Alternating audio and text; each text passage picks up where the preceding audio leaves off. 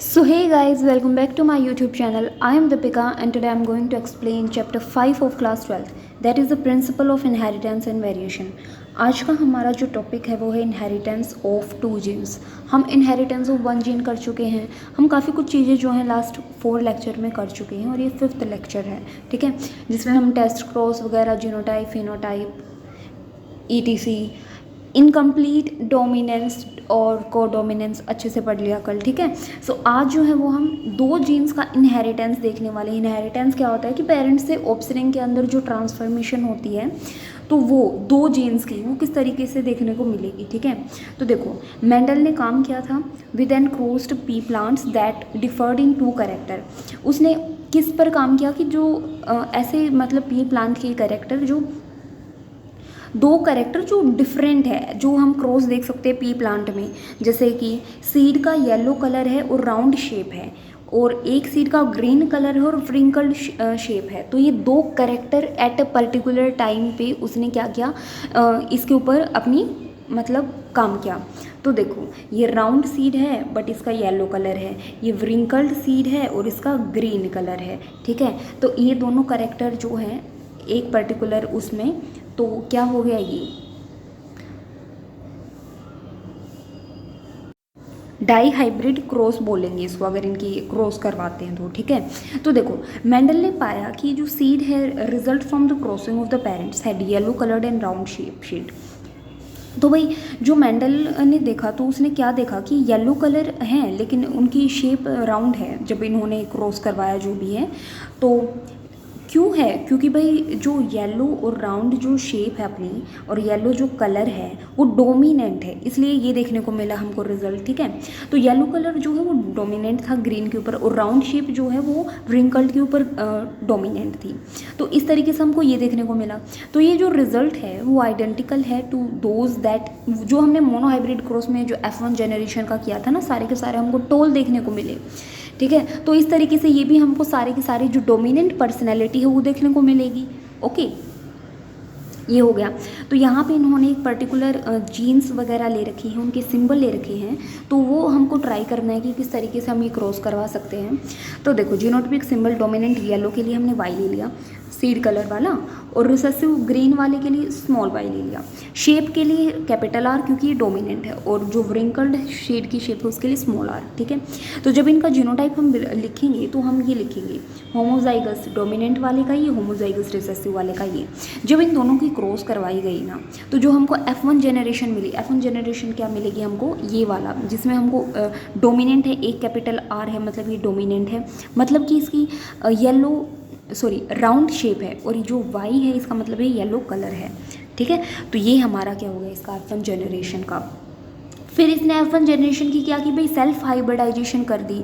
तो इसने पाया कि 3/4 F2 प्लांट जो है वो येलो सीड है और 1/4 की ग्रीन है. बिल्कुल सेम टू सेम वही 3:1 रेशियोज़ को देखने को मिला यहाँ भी एक टाइप से, बट ये जो है वो देखने में मिलेगा, जीनोटाइपिक रेशो नहीं कह रही मैं, ठीक है.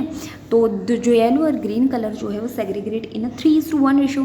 Round and wrinkled seed shape also segregate, मतलब ये इस तरीके से हमको 3:1 रेशो में देखने को मिलेगा, बिल्कुल मोनोहाइब्रिड क्रॉस की तरह है, ठीक है. लाइक जब हम इसका क्रॉस देखते हैं ना, तो देखो ये पेरेंट वाला हो गया, जब इनके गैमेट बने तो वो इसके ये बने, इसके ये बने. जो इनकी क्रॉस करवाई गई ना, तो F1 जनरेशन हमको क्या देखने को मिली, राउंड येलो, राइट. जब इनकी सेल्फिंग करवाई गई ना, तो हमने गैमेट इस तरीके से लिख लिए यहाँ पे, हर एक के गैमेट जो है वो यहाँ बनेंगे. जैसे कि अगर तुम देखोगे आर आर वाई वाई, तो क्या क्या बन सकते हैं, तो देखो आर कैपिटल वाई बन सकता है, आर के साथ स्मॉल वाई हो सकता है, स्मॉल आर के साथ कैपिटल वाई और स्मॉल आर के साथ स्मॉल वाई. तो ये 4 गैमेट देखने को मिलेंगे, 4 गैमेट यहाँ पे, 4 गैमेट यहाँ पे, और तुम वही पुनेट स्क्वायर से क्या कर सकते हो, ये क्रॉसिंग कर सकते हो. जब यहाँ पे तुम पर्टिकुलर देखने को मिलेगा ना, इनका जीन्स वाला मतलब जीनोटाइप तो अलग होगा लेकिन फिनोटाइप जो है वो सबका सेम है, ठीक है. तो इस तरीके से हमको ये चीज़ देखने को मिली. तो यहाँ इन्होंने देखा कि फिनोटिपिक रेशो जो है वो हमको क्या देखने को मिलेगा. तो फिनोटिपिक रेशो में जो राउंड जो है ना हमको जैसे कि, और जो व्रिंकल्ड वाला ये पोर्शन हो गया. तो अगर तुम ध्यान से देखोगे कि हमको राउंड शेप में कौन कौन से देखने को मिल रहा है, ये वाले ये हमारे राउंड है।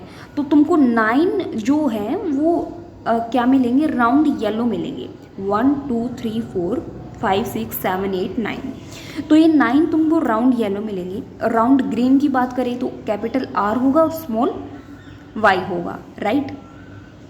तो जिसमें दोनों स्मॉल y हैं और एक कैपिटल R है, वो हमारा क्या हो जाएगा, ग्रीन। जैसे कि ये हो गया, ये हो गया और ये, लेकिन ये राउंड है, ओके।